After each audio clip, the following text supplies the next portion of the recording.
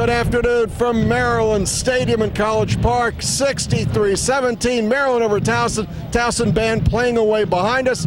I'm Wayne Viner, intern Mason, Bruce Posner. What do you have today?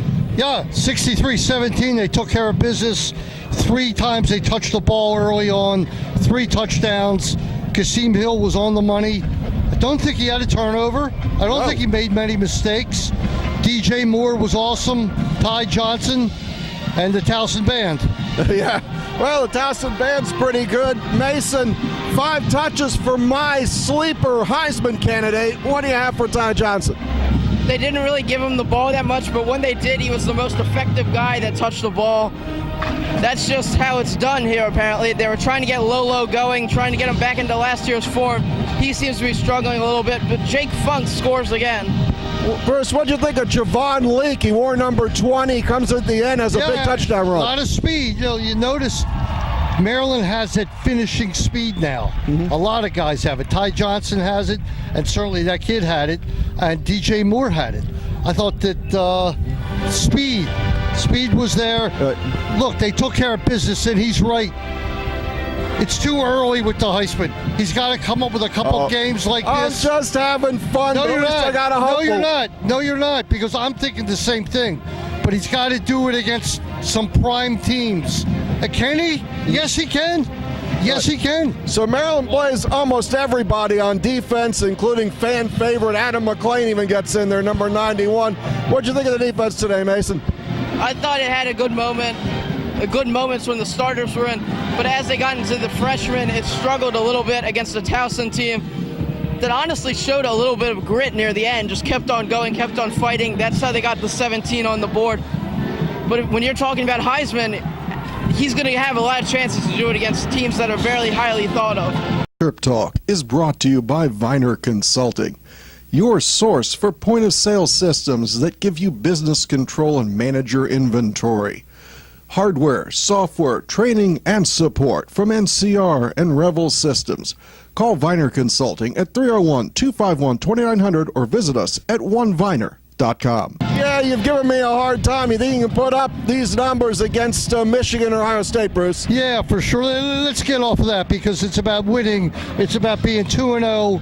You couldn't have expected any more. They got a week off, more reps for Kasim Hill and a Central Florida team that will score at will against almost anybody. Yeah. Well, so we're gonna. Before you do Central Florida and Scott Frost, Darnell Savage Jr. got called for a PI on the sideline right here. The next play, he intercepts the ball and returns it. That suddenness was there a little bit. It definitely was.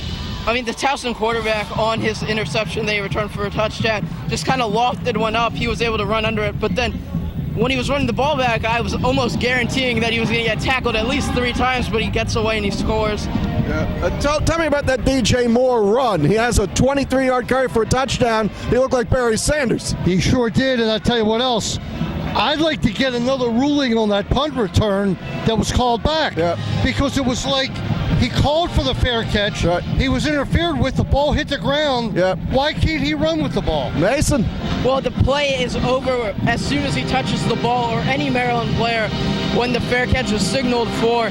The reason that it was not actually a delay of game was that the referee never blew the whistle. So, all right. So I thought it was a penalty on Towson and then a delay of game of Maryland for advancing a fair catch.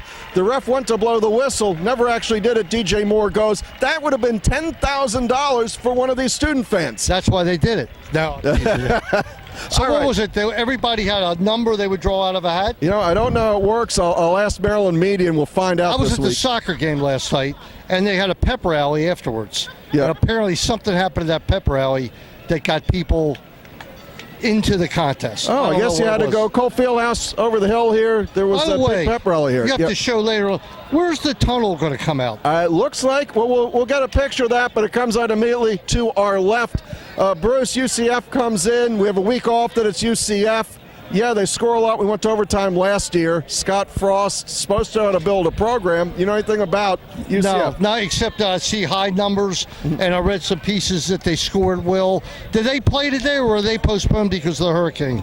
I believe that they were supposed to play last night, and that game was postponed. I was going to watch it. I was going to get some early film in. But, So that's 3 weeks. They actually will have 3 weeks since their last game. Well, I don't know if that at that point would play into your favor or not. If you take off 3 weeks from playing, I believe that they're probably not even practicing right now with the hurricane coming in. It's going to be an interesting one. They did drop about 70-something on FIU in their first game. By the way, I don't know why I'm going to plug Under Armour, but they had a massive sale here today. Did you catch it?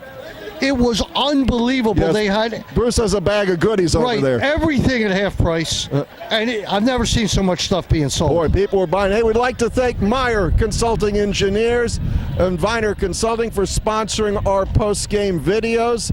MVP of the game today for Maryland. I got to go still with Ty Johnson, but I'm a little leaning toward. They picked number 1.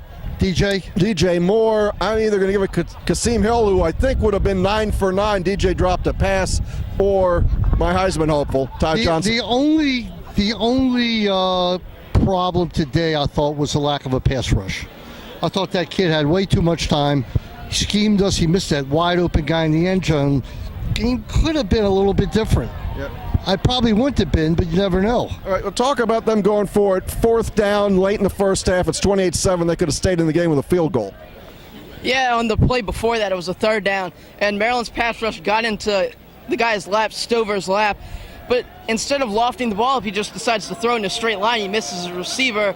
They could have gone down 28-14 going into the half, but instead you missed 2 plays in a row where they could have scored. Their quarterback, being a true freshman, just wasn't able to make the plays happen. All right, you guys were in Texas last week, and during the game, Wayne, tell everybody what I said about Adam Green. Adam Green wasn't long for the job, almost an NFL, not for long. Yeah, and let me tell you something. I was not surprised. Every one of his extra points bent to the left. And when he tried, a 35-yard field goal, it wasn't even close. He had to be replaced. It's a shame. And they do with the transfer from Georgetown. Henry, we'll go to Mason on this one. I really, honestly, they said his name like Maxon Slager. Well, I personally on Wednesday thought they were going to go to Matt Shinsky again, but they don't. They go to, and his name is Darnstatter. Well, whatever. He kicked every extra point.